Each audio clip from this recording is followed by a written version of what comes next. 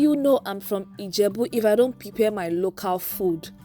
How can I be proud of my own if I don't teach you how to make some of my local dishes? And today, we are making Ebiripo, an ancient Ijebu swallow made with cocoyam. And the English name would be Cocoyam swallow. Guys, I'm so excited. And you only need 3 things to achieve this. We have our cocoyam, which is the white color because cocoyam has 2 colors. We need our salt and also moi-moi leaf. Let's jump right into it. But first, today's shout out goes to Akinola Elizabeth. Thank you so much for liking my recipe. Do share with me when you make yours, and I love you. Peel your cocoyam. This is the first thing on our radar. I don't know why cocoyam is so underrated. God, there are several things you can cook with cocoyam. You can have cocoyam porridge. Cocoyam can be served as a thickener in some African soups. You can have cocoyam chips, cocoyam fries. You can even use cocoyam leaf to make vegetable soup. What are we now saying? Once you're done peeling, wash the dirt off completely and cut into smaller sizes. This will make it very easy to blend. I blended my own twice because my blender was small. Some people will grate theirs because they want to achieve this thick cocoyam swallow, but my own will be blended because I'm a soft girl, of course. Then blend it till you achieve a smooth paste. Please note, this does not require much water when blending at all. Well, it depends on how you want the texture of your cocoyam to be. Some don't even add water when blending. Some like it hard, some like it not too hard, some love it soft. Me, I fall into that soft category because I'm a soft girl. Oh, you will not understand. Ebiripo for me is a childhood memory.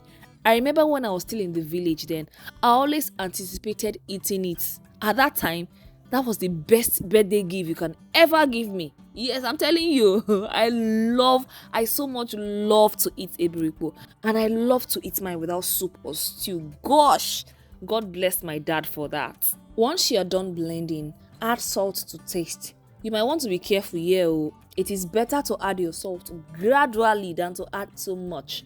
I added mine 2 different times. Did you see the consistency of my cocoyam? I am making the soft version of it.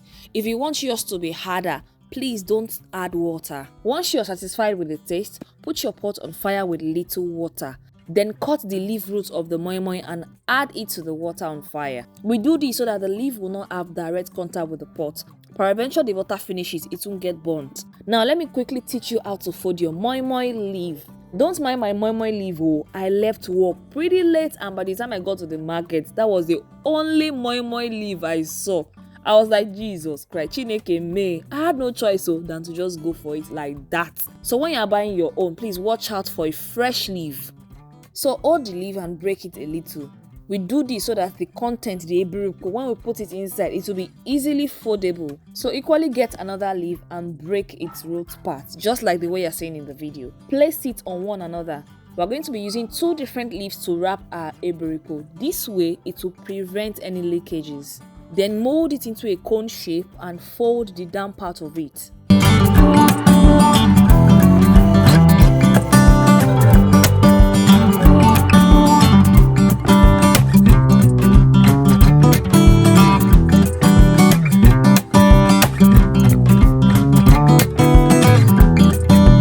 You see this inner space is where the ebiripo will be.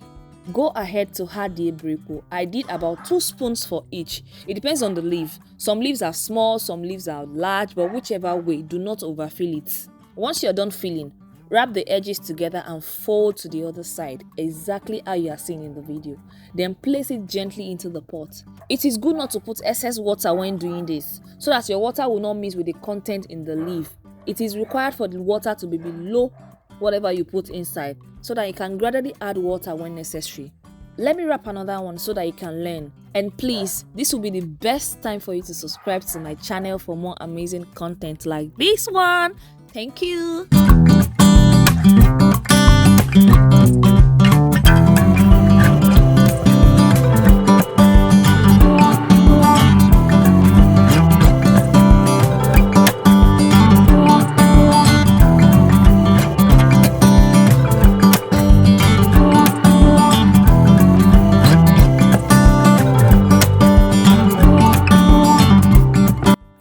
Once you're done, you can start adding water little by little. In my case, I just sprinkled water multiple times, then I cover it with the extra leaf I add. This will allow the heat from the fire not to escape quickly. Then cover and let it cook. Mind you, you only require a medium-low heat to cook this. After about 20 minutes, I checked it and I realized I should give it another 10 minutes just for it to cook. Then I still sprinkle more water and cover. And after about 10 minutes, guys, the ebiripo is so ready. Oh, let us check it. You see the way it's looking so soft and moist. Oh my God. God, this is Evelyn. Well, it's looking soft and moist because it's still hot. The cooler it becomes, the harder it gets. For me, I love this consistency. Baje, not too hard, not too soft, and it tastes really delicious. This and amala are my all-time swallow favorites. Look at how it looked the following day, looking firm and nice. This was a colleague and me. We had it with egusi Ijebu. Oh my God, who says life is not sweet now? I mean, what better soup can you eat it with if it is not a native soup? And if you want to know how to make egusi Ijebu, check out the video popping on your screen right now. All in all, I hope you've learned a little about Ijebu people's culture. Would you try this? Please try it. And if you know any Ijebu person, just surprise them with this recipe and give me feedback. I want to know. I'll see you soon, foodies, and do not forget to hit the subscription button.